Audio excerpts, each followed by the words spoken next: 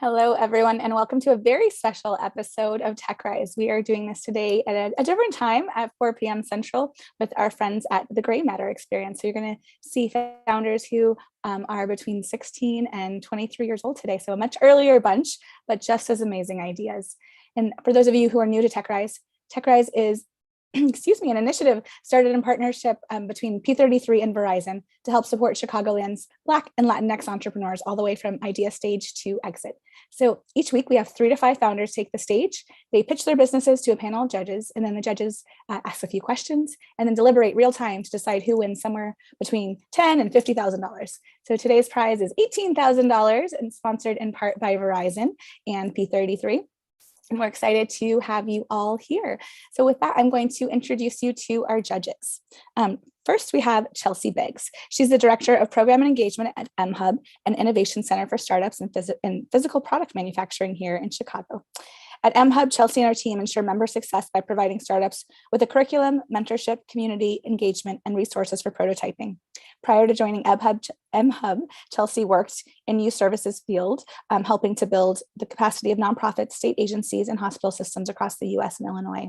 And she also recently ended a 3-year term as a member of a local school council at Chicago Public Schools. Chelsea, thanks for all that you do for Chicago. It's great to have you. Thanks so much to be here. I'm really excited. Next, we have Melissa Kaufman, who is the founding executive director of The Garage at Northwestern, a space and community for Northwestern student entrepreneurs. She previously worked in Silicon Valley at Google as startups and as a founder, and she holds a BA in computer science from Dartmouth. Melissa, thank you also for everything that you do for founders here in this city. It's great to have you. You're welcome. I'm so excited. And next we have Jeffrey Beckham Jr. He's the Chief Executive Officer at Chicago Scholars.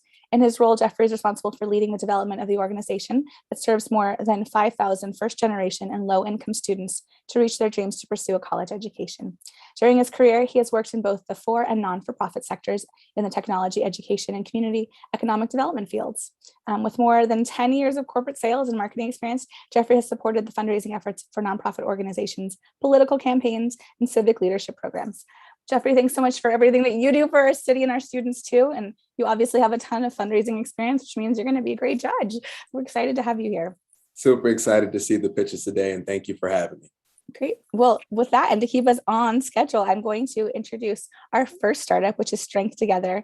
And I'm excited to introduce Emmanuel Thompson. Great to see you again. How you doing? Good. I'll let you know when I can see your presentation. Looks like you're good to go. Fantastic. According to the CDC, over the past 3 years, there have been over 140,000 suicides in the US alone.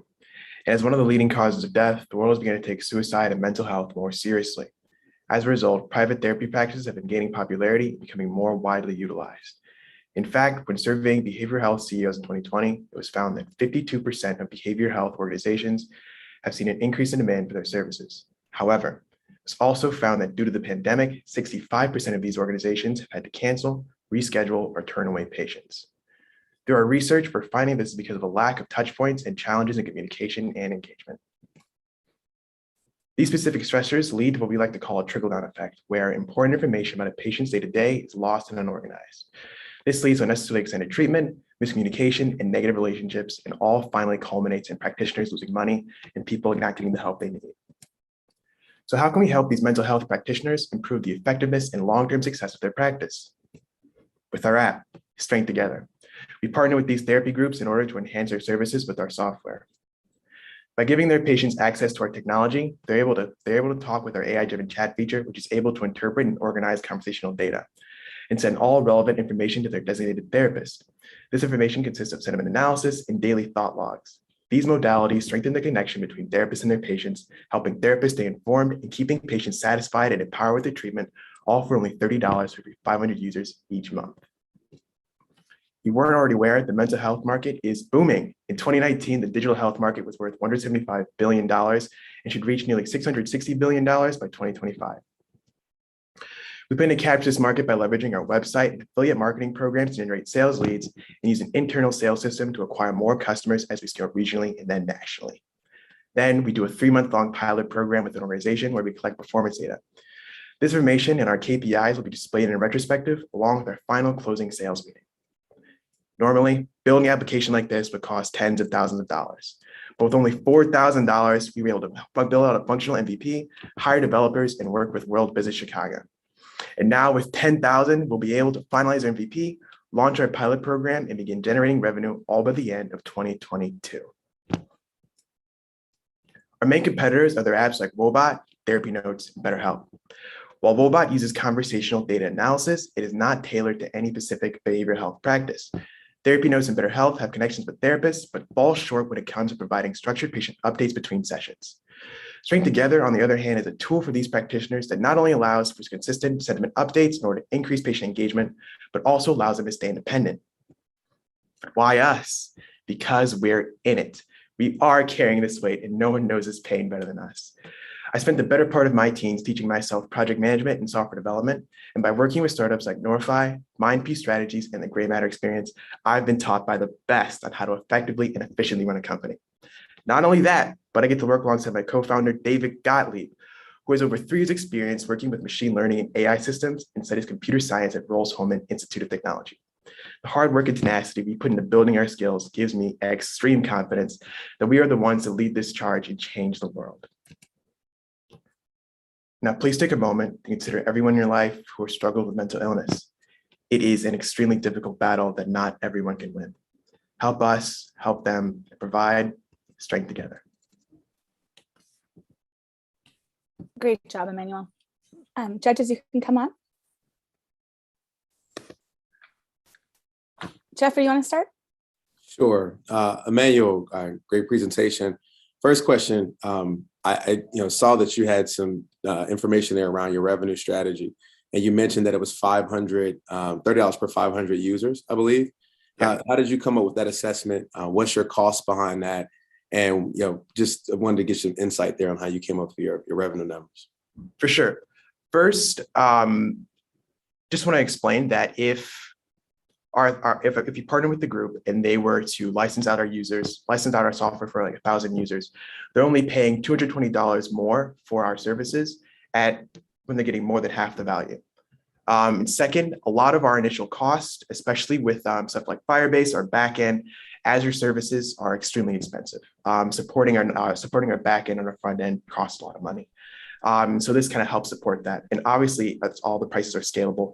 As people go up, the rate will come down. As people go down, the rate go up. It's all working pretty well. Thank you.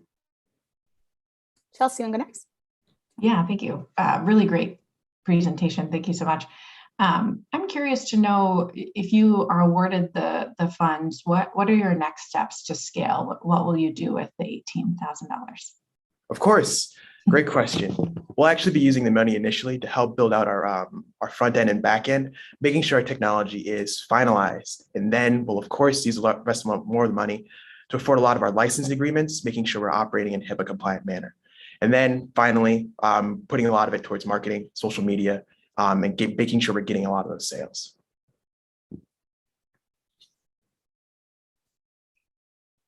Go ahead, Melissa. Sorry, I don't have to call on you. You can just go. No worries. I love that you and your co-founder are technical. That's great to see. So I know you guys have the skills to build an app, but I do worry when 2 technical co-founders. Have you guys done customer discovery to make sure that you're building something that your customers actually want? About that? Of course. We've done a lot of research over the years, interviewing different therapy groups, different professionals, and a lot of different patients.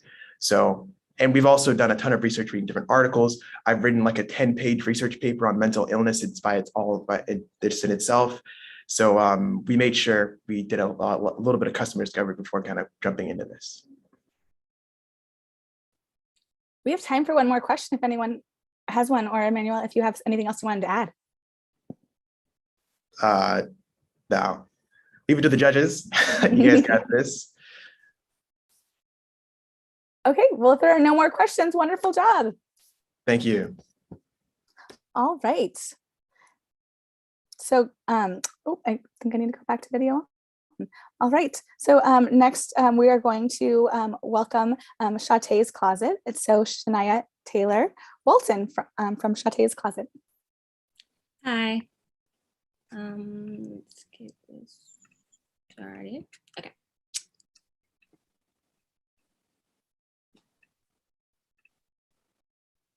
Alrighty, so I'd like to thank everyone for having me.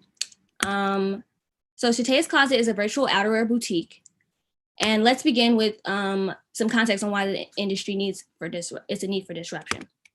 So coats and jackets are an integral part of the wardrobe in cities like Chicago. They're my favorite garment, and yet I found myself getting whatever outerwear I could from clothing websites I shop from. Conflicts arose with item quality control, markups, and outerwear departments almost never being restocked. I wish that there were a place where a girl like me with my budget could shop for all things outerwear. Lack of money has never stopped me from shopping, but it has affected the quality of items I'd buy, where I could buy them from, and how many options were afforded to me. Here's a fact: 91% of the United States population is shopping online. Inevitably, online shopping will replace physical shopping in most sectors. Despite customers preferring to shop online, there's no doubt that many enjoy an experience that's tangible when physically going to a store.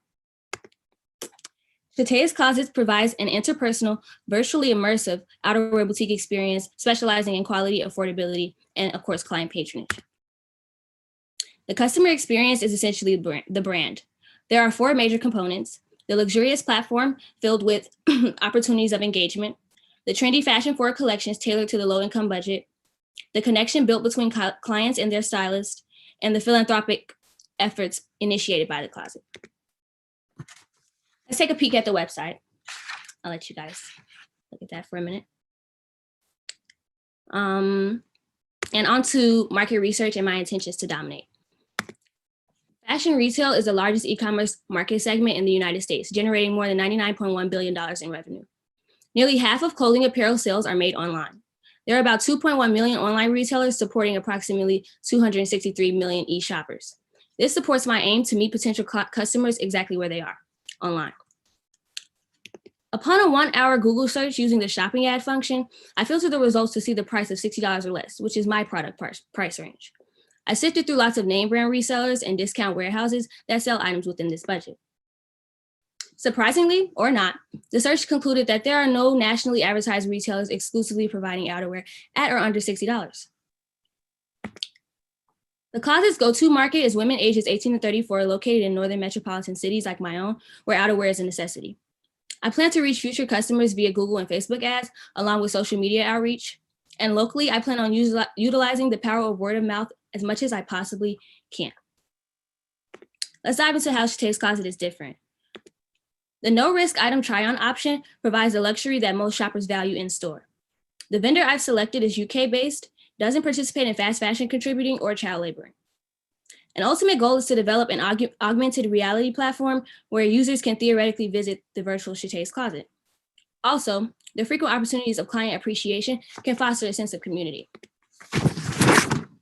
Burlington Coat Factory was a staple in the market for affordable coats and jackets. However, the company suffered from massive overstock that skewed their demand, leading them to neglect their initial model of Coat Factory and result into a general department store. Their switch in the market left a deficit felt by communities such as my own. A few milestones to date are forming a stable infrastructure, establishing a team, and securing a vendor. With the $10,000, now that I know it's $18,000, I will be able to purchase the first 300 garments that will yield a revenue of over $12,000. I will also be able to purchase advertisements and effectively roll out Shatay's Closet with the grand opening event here in Bronzeville.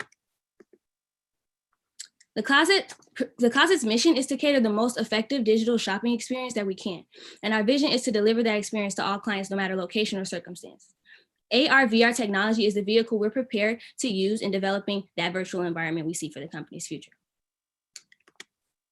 The current fashion industry is quenching for this business, with practically a drought in the field of affordable outerwear. I'm a prime consumer in my target market. I know what we want, and I remain on trend research. The only sector I see specifically primed for technological disruption in the current retail climate is outerwear. Sorry, I gotta cut you off. You're at 4 minutes. Let's bring the judges on. Okay. You can cover some of that stuff in the Q&A, okay? Okay. All right. Melissa, you want to go first? Sure. Thank you so much. I love your problem statement and trying to find affordable outerwear at $60 price point. I definitely remember shopping at Burlington Coat Factory, and you're right. Are they bankrupt now? They don't exist? They still exist. It's just a department store where they have to sell like lots of different items. Lots of other stuff, not just the outerwear anymore. Got it. Could you tell me a little bit more about, it sounds like you personally experienced this problem. Can you tell me, have you validated this? Similar question to what I asked Emmanuel, but tell me about your customer discovery. Have you talked to others that are interested in this concept? How do they feel about that price point in your concept? Yes, so in addition to the study that I conducted, I also researched like face-to-face with people that are in my client, like my target market, so women ages 18 to 34.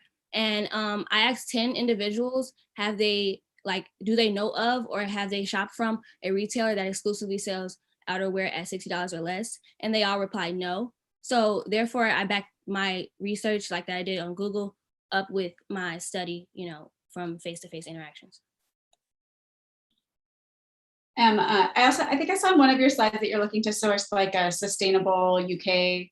Did I see that in the small print? That's what you're looking to source from for your jackets? No, outerwear? I have that and like I have a relationship with that vendor already, so that's already a step. Okay. And are you able to make money even at a $60 price point with like making the outerwear and shipping it to the US, or is that? Yes. Are you breaking even at that price point, or are you actually able to make some money? Oh yeah, so I'm not breaking even at all. I have like, I did some math on like my cost per acquisition, and each, like say if I have a 12 item collection with about 144 items, I would make at least $2,500 in profit from each collection. And so depending on how many collections I issue a year, it could become very lucrative and very like I could build profit in a very short amount of time. All right, we'll go Jeffrey next. Yeah, Melissa, that was my question about revenue. So in terms of collection, do you have a plan or a goal in terms of the number of collections you would issue per year? Just trying to understand your yearly revenue. Yeah, so typically I would issue, because I am my only employee, I was trying to do like one collection per month, which would be 12 collections in a year. But if I like have team members that I'm able to join with the grant, then I would be able to do 2 collections every month, which is 24 collections per year.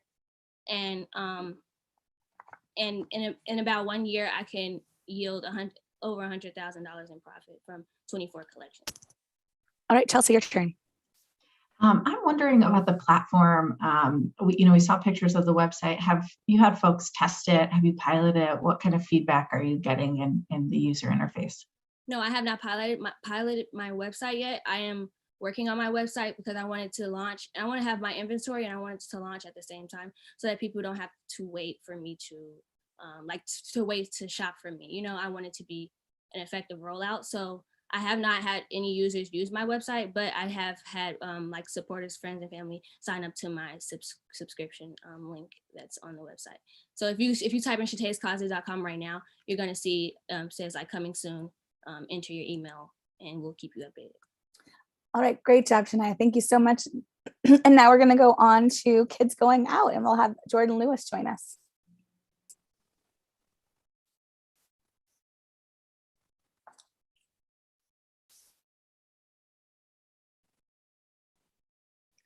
All right, I'll let you know when we can see your slides.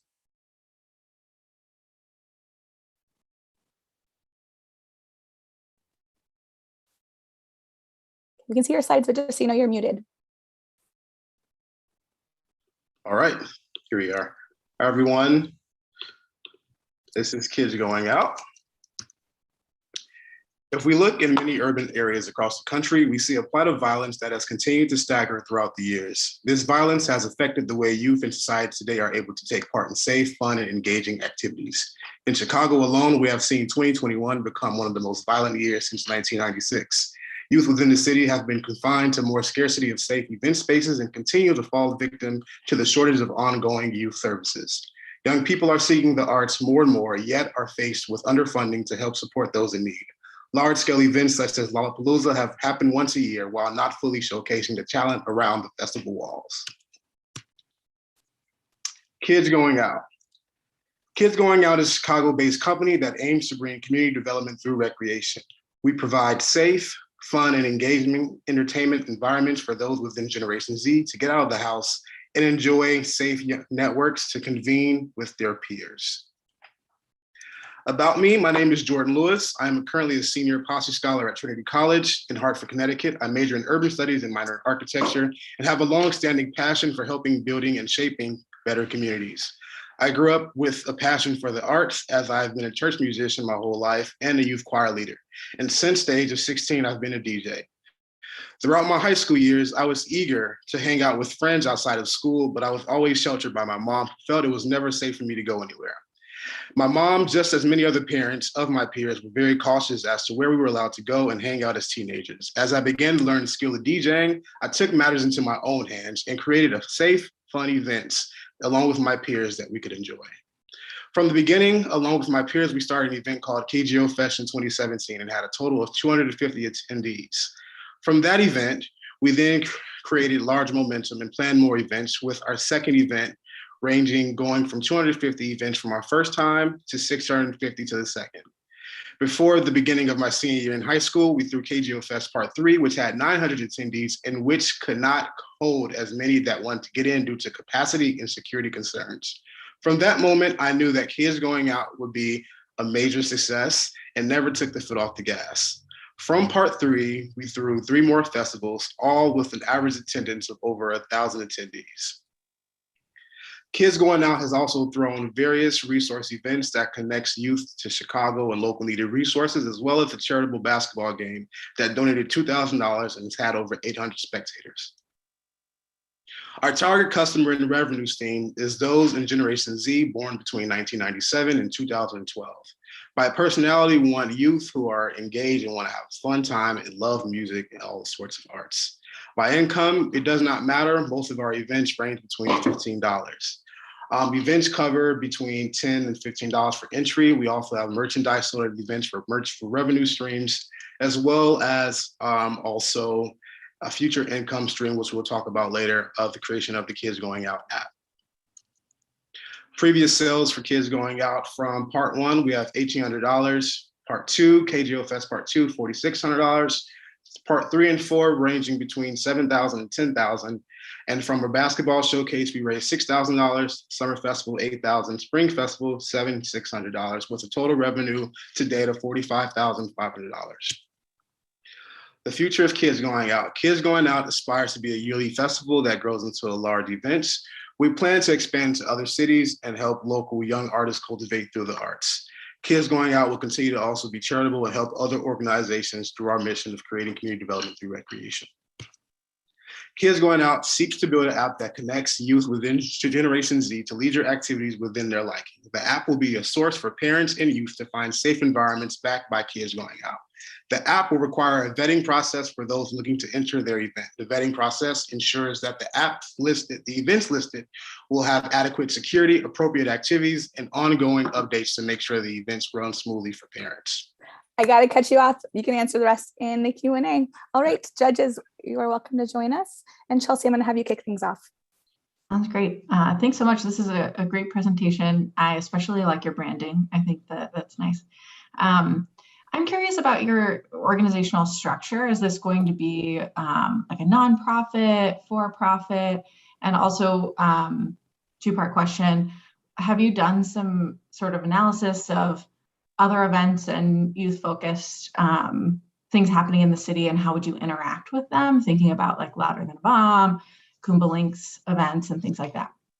Got it. So to your first part, this is a for-profit company, not for not-for-profit. And to your second point, as far as analytics, we are a one-of-a-kind type of event service. With that being said, especially as we cater towards Generation Z. So it could be a possibility that we future partner with other nonprofit organizations like Louder Than the Bomb, Open Mic Night that Chance the Rapper does host. So yeah, I am open to that as well. As a former event promoter myself, I know sponsorships is really critical to being able to pull off large scale events. I didn't see that in any of your numbers. Do you have a revenue line item for sponsorships? Have you been able to attract sponsors already? How's that experience impacted your business structure? Yes. So going back to starting after our third festival, we have attracted many sponsors. So for instance, for the basketball game that we threw, the charitable basketball game, that was sponsored by Nike and Gatorade. Our festival part 3 was sponsored by Fresh Empire. They sponsored a majority of our KGO Fest, actually. Fresh Empire, as well as DTLR. So sponsorships have come about, and we are and have been looking to other strategies to secure other sponsors in the future. Hey, Jordan, you did a great job convincing me that you're the right founder for this idea. It looks like you've had some awesome traction. I can hear the passion, and I love kind of your backstory on who you are as a young DJ and youth leader. I have to ask the obvious question though, which is like, with the pandemic, what kind of venues are we talking about? Because you can't really cram 900 people into a space like you could before. What are you thinking? Correct. So that was also a part of the ask for the 10K along with the app. So we are looking to potentially secure our own space. Space has been a problem from the get-go. I have a special connection with my high school urban prep and Hales Franciscan, where we've hosted most of the events beforehand. And as we've seen before, they always reach capacity and allow. So with the funding, we're looking to host our own event space. With my background in urban spaces architecture, I have some ideas as to how we're going to space things out and create a new environment to get things going. Well, great job. Thank you so much, Jordan. We're going to move on to our next competitor. And next is Cargo Kangaroo. And we have Janiyah Hodge. Hello, I'm going to share my screen now. And just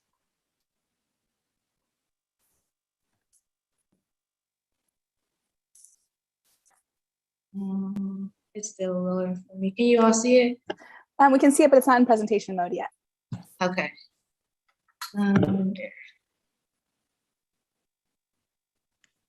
Okay, looks good. Hello, my name is Janiyah Hodge, and I'm the founder and CEO of Cargo Kangaroo, LLC. Cargo Kangaroo is the on-demand delivery service for beauty supplies and small businesses. We provide same-hour delivery services for beauty supplies, cosmetologists, barbers, embroiders, and anyone else who makes up the $40 billion industry of over 80,000 establishments. These facts are from the Small Business Development Center, SBDC. Imagine you're at the beauty salon and you're getting your hair done. We're getting ready to slay the rest of your day, but you notice your stylist has stopped. She ran out of a toner and maybe a heat protector to finish your style. Or maybe you prefer the barbershop and you're sitting there waiting to be next in line for your appointment, but your barber is frantic because he realized he doesn't have any sterilizing spray to start your service properly. That's where Cargo Kangaroo comes in. Here's how it works. Customers text our vanity number, where they are greeted and assisted by a customer representative. They are soon paired with an experienced shopper who will carry out their order and deliver to them in 1 hour or less, or as we like to call it, on the hop. Over the years, our order fulfillment has correlated with our driver acquisition. In 2019, we only had 1 driver. In 2021, we had 5. The more drivers we have, the more orders that we can complete is what we have found. Again, in 2019, our only shoppers were myself and my business partner, Jace. Between the two of us, Jace had a car and I was completing deliveries via public transportation. In 2020, we've completed 3 orders and we can give more insight on why that was so low, saving that for questions. But here we are today in 2021 with approximately $400 earned delivery fees, 6 plus regular customers with over 25 to date, 135 email and text plus subscribers, and 60 driver applications. We have many customer testimonials, and here's one that stood out to us. Our promise is to deliver in 1 hour or less, but as you can see from our customer, Kristen, we delivered to her in 35 minutes. She gave us a 5 out of 5 rating and had already told us that she had told her friends about us. Now imagine if we had more support. Due to the global pandemic that we've been facing, there are so many opportunities in the gig space that has arrived. We will use a portion of the prize funding to equip our shoppers and representatives as salespersons to bring more customers on the B2C and B2B level to Cargo Kangaroo. In addition to the 80,000 hair and beauty establishments aforementioned, college campuses will be our focus for expansion, as we have noticed a niche there due to the lack of beauty supplies in our peers' homes away from homes. As you can see, we are now ready to scale. We just need your assistance to help us reach our untapped potential. And as we like to call it, we want to get there on the hop. Thank you.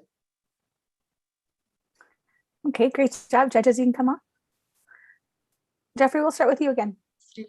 Sure. So I know there were other platforms that were doing on-demand delivery. Uber Rush was obviously one that closed in 2018. Have you looked at some of your competition and explored some of the challenges they face? And how do you plan to overcome some of the hurdles of like finding drivers, labor, talent to be able to do and deliver the products?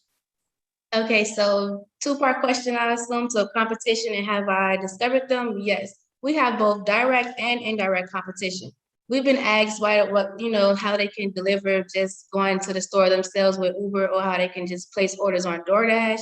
And we also have direct competition who are doing the same model. But what we have noticed as hairstylists is that not only do our customers want to be able to, get their order and from somebody like us, we know the model, we know what they want. And so for us being hairstylists, we're able to that's our advantage, us being hairstylists. We know the niche, we're able to educate our customers in different ways as well if they had a question. Thank you. Melissa, you want to go next? Yeah, I mean, I love that you're focusing on this really small niche. I haven't heard this idea before, and I love that you've actually built kind of a test and have real customers. That's great. Can you tell me a little bit more about what you've learned from running those deliveries? Is there any commonality between the type of customer that you're serving? Is it barbers or more salons, and the types of beauty supplies that they are need the most? Okay, so although in the initial, startup phase, our focus has been stylists and cosmetologists inside of salons and even industries where they teach people how to do hair, cosmetology school. But over the summer, our customer base has mainly been people like myself, braiders, people, and my business partner, Jace. We're both braiders and hairstylists. And yeah, I think that answers. Are you independent? So you don't work out of a salon? No. That's pretty cool. And what's the most common item that you find that braiders need? Shining gem and hair, 3 stages freshness. Got it. Okay, pretty niche. I love it. All right. Yeah. That's great presentation. I love your tagline. I think that's really fun. My question is around the $18,000. You said it would go to equip the drivers and your representatives. Can you talk a little bit more about what that means, what you'll do with it? Yes. So again, back to Jeffrey's question with what I've had from my experience with this business, I've learned that the demand is there, but we just need more support to actually fulfill the orders. In our first year of business, we've had orders just coming in. It was really overwhelming because myself, no car, I literally did the first order on the bus. My business partner had a car, so she was doing as much as she could with her one car with our, a lot of the orders.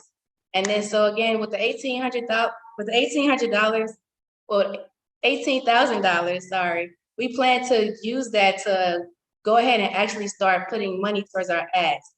All that we've done so far has been organic reach. We have not put any money towards marketing, so we just doing word of mouth, and to have the actual sales representatives go inside of the beauty supplies, beauty salons, and actually see the business, know the business, as Melissa has also mentioned that she hasn't heard of anything like this. So for us to be able to go in, incentivize people to go and do it for us as well, and equip them with a nice uniform, because delivery services such as UPS and Amazon, they have their own uniform. We also have a uniform. So we like to just, brand ourselves, let our customers know who we are. And with that, that's what, all right, you guys. We have time for a really fast question if someone has a follow-up or. No. Okay. Well, excellent job. And I'm sorry I threw everyone off with the $18,000 number. I know we gave you $10,000 in the prep, so my fault. But yay! And okay, so if that's what's in the deck, that's why. Okay, great job, Janaya. And next, we're going to welcome Organic Harvest Digital, and we have Olu joining us.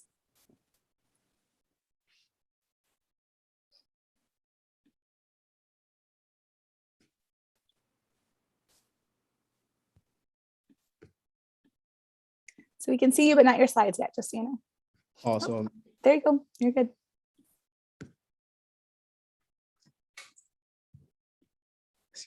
Hello, everyone. Welcome to Organic Harvest Digital. Judges, audience, Desiree, when was the last time you all went grocery shopping? Was it yesterday, 2 days ago, last week, or will it be tomorrow? For 19 million Americans, this is an unsound reality. Many are trapped in food insecure communities where they do not have the access to fresh, affordable, healthy eating options.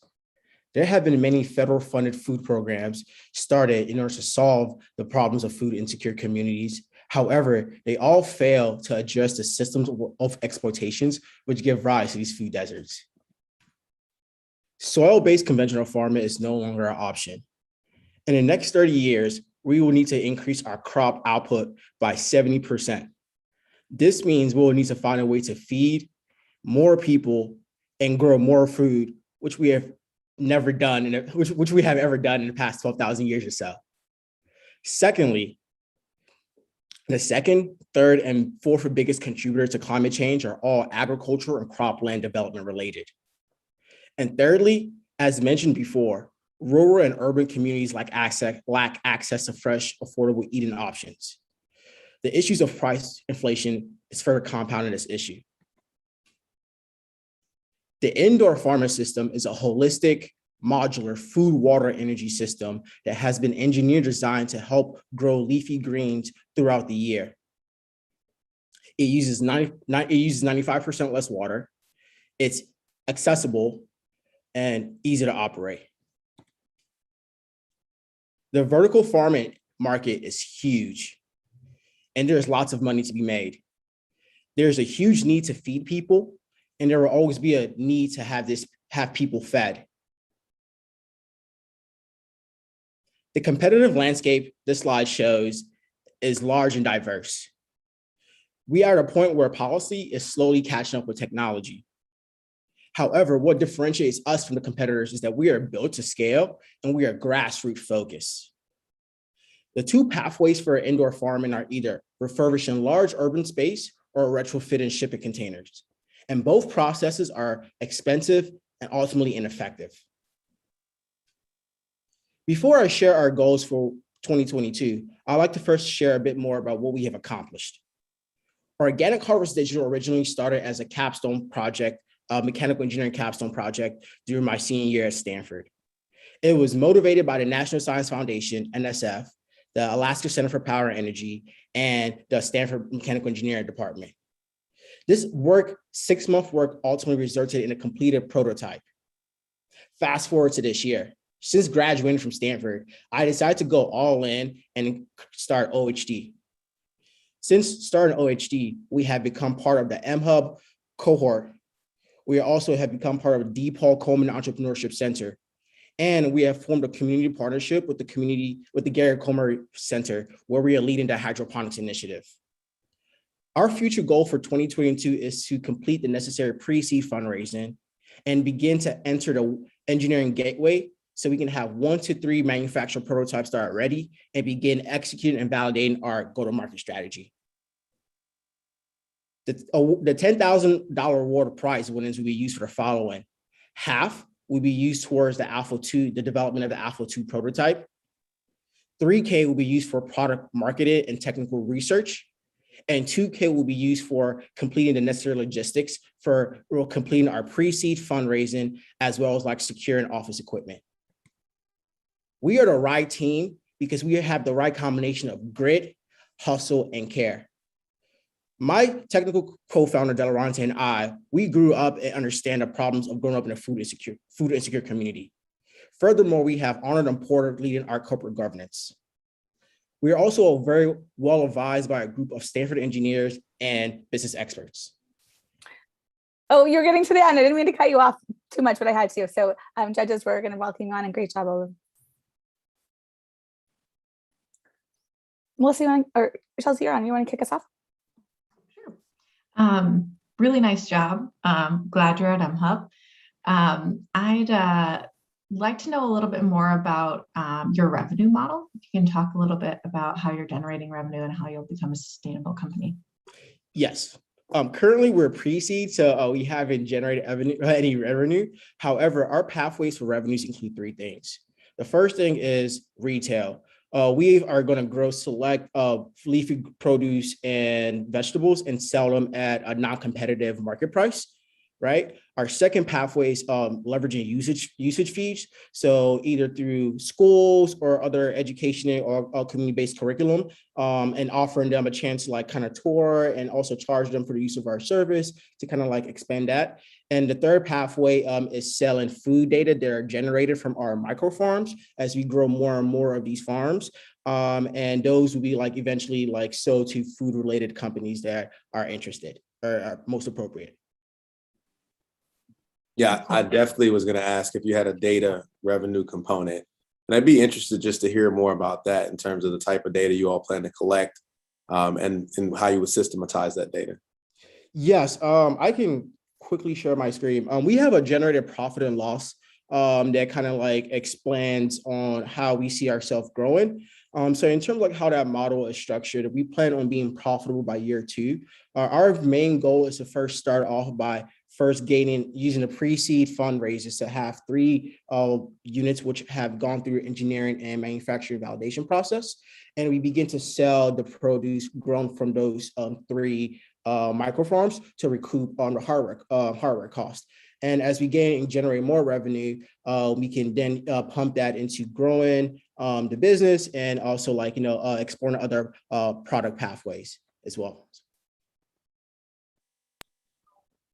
Hi, could you tell me a little bit more about the initial like markets or cities that you're planning to start in and why you've decided that they would be the best ones? Yes. So for me, I actually want to start here local. So prior to moving back to Chicago, I was living in Oakland and, being in the Silicon Valley area, I shopped this idea a lot. And unfortunately, I got so many no's. But for me, this was a very pertinent issue as, I was born and raised in Nigeria and then immigrated to the South Shore neighborhood. So in both aspects of like, 2 distinct geographic locations, I've encountered, food insecurity. So I decided to basically like, want to really go in and focus on Chicago area because it provides us like, first of all, Chicago is a growing hub in the entrepreneur scene. And second of all, as being the manufacturing capital, we have access to, as I mentioned earlier, we're grassroots oriented. So we want to be plugged in the communities we are serving. So whether it be in the South side, the Southwest side, our goal is to really leverage our grassroots to really like be our outside of like having a scalable product, be what also differentiates us from our competitors as well. And our system is very robust enough to the point that once we've established a dominance in Chicago, we can really build the system for anywhere. So in our first prototype, we're actually built for an Alaskan environment. So in terms of like where we see ourselves building the Alpha 2 is building something that's like more robust and less technical. Right. Well, great job, judges. I'm sure you feel the same way, but like I feel like the future's in really great hands with these amazing young people building these visions that are so incredible. So I don't envy you going to go choose a winner, but I have to send you off. So thank you. And thank you, Olu. And now I'm so excited to bring on Brittany Robbins, the founder, excuse me, of the Gray Matter Experience, a nonprofit organization founded in 2016 to help Black high school students learn and practice entrepreneurship. Brittany has worked with Chicago entrepreneurship and tech community for the last 8 years, working with some of Chicago's top venture capital firms and incubators, including Cleveland Avenue, Sandbox Industries, Lightbank in 1871. So Brittany, excuse my voice, but I'm so excited to talk with you and have you on TechRise. Our worlds intersect many times, but it's great to have you representing the company that you built. So can you tell us a little bit about what inspired you to start Gray Matter? Sure. Thank you for having us today, Desiree. We've been super excited about this event and this opportunity for our young people. I started Gray Matter in 2016 for this reason. Really wanted to give students an opportunity to get engaged, involved, and aware of entrepreneurship much earlier in their lifetime. And specifically what Gray Matter does a little different is we look at things through the lens of our community and the community that we serve. And so we all know that a founder of color's story and journey through entrepreneurship is much different. And it comes with a lot more challenges, should we say. And so what we really want to do in the Gray Matter experience is bring those challenges to life, really try to give students an opportunity to think about how they could problem solve in their communities, give them real resources and opportunities to do so, and surround them with a community that can help them get there. And so that's sort of our big vision and mission here. And the hope is by doing this work early on, 5, 10, 15 years from now, we've created a robust pipeline of entrepreneurs and talent that are more suited for corporations, as well as to build companies that are impacting the world. Yeah, I couldn't agree more. I think you noticed I started my career at the Kauffman Foundation, and most of our work was about how do we bring the entrepreneurial mindset into the minds of young people. So, I mean, I love your point of view on this, and I'm happy to share mine too. But like, why do you think it's so critical that young people learn about the entrepreneurial mindset? Absolutely. So the mindset and the skills, right? So what we always say is like entrepreneurship is this bullet or this contained experiment, right? Where they get a chance to learn so many different industries at once. And most people don't get that exposure in a lifetime, right? You think about sales, marketing, accounting, all of these different industries and skill sets that you're learning in that way. So especially for our communities and especially for our youth who don't get that exposure, entrepreneurship and exposure to that early is very important because it will then help them sort of decide what they do after they leave high school, right? What do they want to go to college? Do they want to major in a specific thing because they were exposed to it through entrepreneurship? So there's that side of it. But then the entrepreneurial mindset, I think, is just so critical, especially for Gen Z and for the younger generation, because it is teaching them to think outside the box. It's teaching them to problem solve in different ways. It's teaching them to interface with different people and network and promote themselves. And so there's so many soft skills that come along with entrepreneurship as well, which I think young people need to be exposed to. And whether or not they go on to start their own businesses or not, the exposure they have, the skills they gain will translate into so many different other areas of their life that we're excited to sort of be a part of that and really, again, provide this window into the world for them and create these opportunities that will help them understand, what's available to me and how do I want to show up in those spaces. Yeah, I completely agree. I think, reflecting on my own education, I'm sure it's advanced since 20 years ago when I was in high school, but so much of what we learn is how to write a paper or how to take a test. And so the end project ends up being an A or a grade, and we don't have a lot of experience bringing it to life. And when you think of like what the entrepreneurial mindset does or what entrepreneurship is, it's really about taking an idea that creates value for the world, right? And bringing it to life.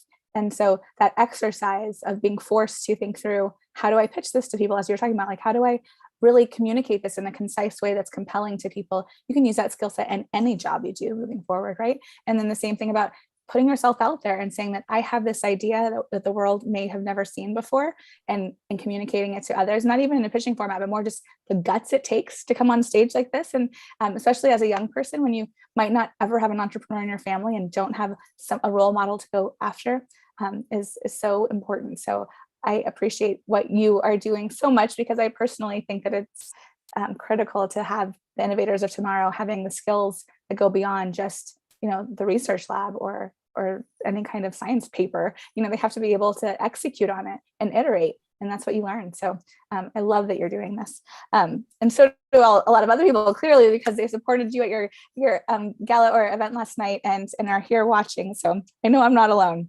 How do students get involved? How do they find you? Absolutely. So a lot of our students are brand ambassadors for the program, so they help spread the word. We recruit through schools as well. And so typically guidance counselors will tell students about it, blast it out to the general public. We also do a lot of social media promotion as well, and then have a lot of partnerships with other youth serving organizations. So folks are typically creating this pipeline where they can go through a Chicago Scholars and come through a Gray Matter experience and get sort of that well-rounded sort of experience and exposure. So teens usually find us however they come to us, they're coming. But I will say one of the largest ways is our brand ambassadors and our students. And I'm super excited.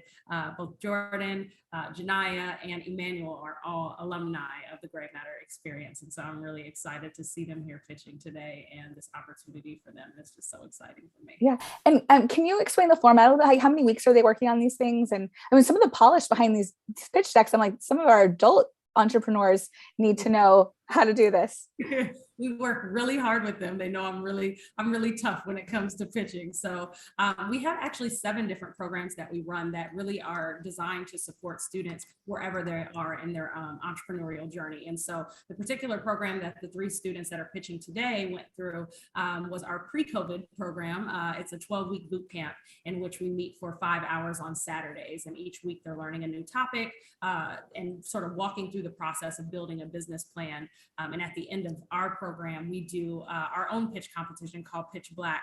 And so they've all gotten a chance to get on the big stage and win seed funding, resources, and opportunities to help further that business. And so that's sort of where we are now. We now have a couple more programs digitally that support teams that are currently running businesses. And then we also provide CPS programming inside of the classroom. Great. Well, I just got to note that the judges are still hot on deliberation. So we have some more stuff to talk about, which is great. Excuse me. So the format is amazing. So, you know, are you thinking about franchising this to other cities? Like what's the big expansion plan for Gray Matter Experience? Yeah, that's the goal. That's always been the plan, right? The situation and circumstances here in Chicago for youth are not unique to Chicago. And so ideally, we would like to be able to offer Gray Matter in any city, any state where there are, you know, Black and brown youth that are interested in entrepreneurship. We were able through the pandemic to provide some programming outside of Chicago because we were virtual. And so there's definitely an appetite for it. We've worked with students in New Jersey and Houston and Baltimore, Atlanta. So there's definitely an appetite. I think what we're working on internally is really building our team and building capacity so that we can scale and grow. Because I definitely think the work that we're doing and the way that we're doing the work is very unique. And I'm excited to have more impact both in Chicago and outside. Well, we're excited for that for you too. So, you know, like what does it take to stand up a program if you wanted to launch in a new city? I'm hoping there's some like foundations watching that can help make this possible. Absolutely. So again, because we have so many different programs, they all have different price tags, but typically it's about $20,000 for each one of our programs that we run. And that's just for the programmatic aspect, bringing in the staff costs and everything like that. Ideally, we'd be looking at around $50,000 to run a program in a new city. So, but then of course now there's virtual options. So, you know, we are agile. We're keeping our ears to the street and really trying to make it work. One of our biggest focuses as well is really working with organizations who don't have big price tags and making sure that we're able to sort of bring in our curriculum and sort of lay it on top of the experiences that they're giving youth so that they can better enhance that experience for the students. So we are, again, agile and staying innovative on what our model looks like as we scale. Well, I just shot you a question in the chat that I need you to answer, but while you're answering that question, I'm curious if you can remember any of like the success stories from the past that you would like to share with us, maybe some companies that have gone on to be, you know, successful adult or they pivoted into a new business. Absolutely. So 3 of our top alumni are actually on this call today. So I'm really excited to sort of share their stories. Emmanuel Thompson has been I think he's participated in every program that we have had available and really is one that takes full advantage of opportunities. He's gotten internships with startups through our program. He's gotten a chance to sit on the stage at World Business Chicago. He's won pitch money from Southside Pitch that's run through U Chicago. And so Emmanuel is one that is certainly constantly looking for opportunities to grow his skill set, grow his network, and really build and expand his business. Jordan is another one that, you know, the whole goal here is start a business, right? That will hopefully bring you some more money, hopefully allow you to sort of generate some revenue for yourself and for your family. And so the fact that he's been able to generate $45,000 on his own, you know, and just the sheer grit and determination that he's taken to do that is another success. We had a student that recorded a video for us last night that didn't start her own business through Gray Matter, but decided from her exposure that she got to accounting that she wanted to major in accounting. So she's finishing up her last year at the University of Illinois at Urbana-Champaign and already has a job secure with Microsoft. And so our students go on to do several different things. Again, it's entrepreneurship, yes, but it's really the exposure that they're getting that helps to propel them into all of these different industries that really set them up for success. And I think that's what we're doing here, is not only that exposure to the skill set, but then to the people around them and helping them to build that social capital so they have people in their corner that can help to open up those doors and opportunities for them. So plenty of success stories. There's way more than the ones I just shared, and plenty. No, if you put me on the spot, I'd have a tough time doing it too. So I appreciate you going with the flow. And one of the things you said is such an important point, and that is, we talk a lot about the diversity tech talent pipeline and across the city and across the country. In Chicago, we have nearly 60% representation across our Black and Latinx populations, but we're not seeing that in our tech workforce. And so, giving young students an opportunity like this to experience all of the different facets of entrepreneurship. And then, like the young woman who decided to study accounting, maybe she'll end up being the CFO of a tech company and take it public and be able to, teach other young women that this is possible. So it's incredible that you are keeping track of what they major in and what they're studying after as a way of measuring the impact of this work. And it's not just about businesses created and revenue generated. It's really about changing the trajectory of these young people's lives academically and financially. So love what you're doing. So if students are watching right now and they want to sign up, where should they go? Go to our website. It is www.graymatterexperience.com. That's Gray with an A. You'd be surprised at how many people spell Gray with an E. It's so funny. Yeah. So graymatterexperience.com, we have a tab for students where they can learn more about the programs, get on our mailing list so they are announced when we have new programs rolling out. Also follow us on social media. We're at Gray Matter EXP on all social accounts, and typically are making all sorts of announcements on opportunities and programs that we have rolling out. And the same goes for anyone who's looking to get involved. Same website. If you want to volunteer with us, there are tons of opportunities to volunteer, whether you want to be a guest speaker and you're a subject matter expert at something and want to come in and give exposure to students on that, or just help them workshop their business ideas, become a mentor, provide internships. If you have a small business and you need some help, more hands on deck, we are always open to allowing our students to intern at small businesses as well, so they can get that real world experience. So tons of ways to plug in or tap in, as I should say. The whole week's event has been untapped, and we are really trying to shed light and spotlight a lot of this untapped talent that exists in our community. So need all of your support to tap in and help us do that. Absolutely. And we're excited to be your partner in this because, Emmanuel has actually pitched on TechRise before, and everyone's eligible. And so, this isn't just a one and done opportunity for these young people. They can come and join the rest of our, adult ecosystem in entrepreneurship and pitch again. And hopefully both can bring even more money and success. Okay, so it looks like they're almost done. I keep getting this coming soon. So, any big moments from last night that you want to share with the audience?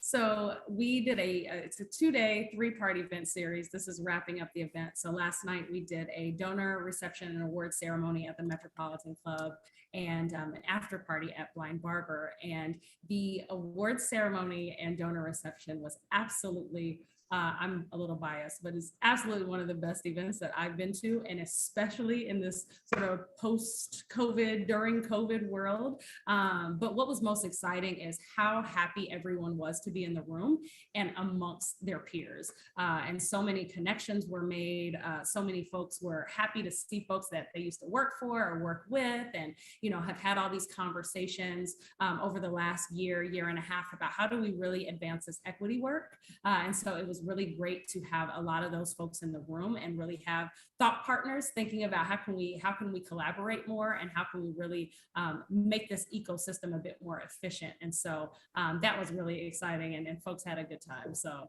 it was an absolutely great event. Well, it looks like they're coming back now, but I don't see them on yet. And so, there they come. All right.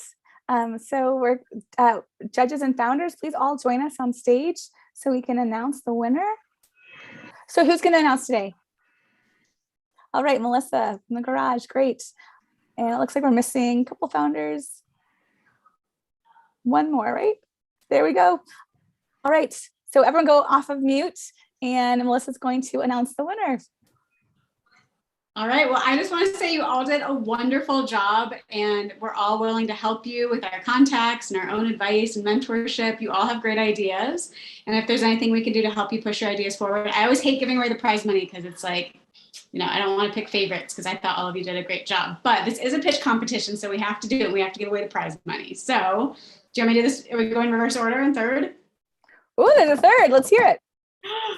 Surprise, there's 3 prizes. Okay. I kind of messed it up at the beginning, sorry. Little drum roll. So in third place, winning, is it $3,000? I'm looking at you, Desiree, is that right? Yep. All right, $3,000. Let's fix some food deserts. Congratulations to Organic Harvest. Woo! Put that money to good use, my friend.